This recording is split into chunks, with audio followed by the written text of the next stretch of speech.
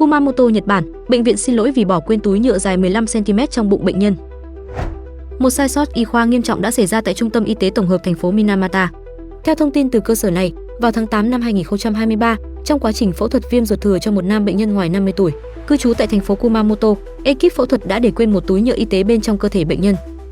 Khoảng một tháng sau ca phẫu thuật, người đàn ông xuất hiện các cơn đau vùng bụng và phải nhập viện tại một bệnh viện khác ở thành phố Kumamoto để phẫu thuật lại.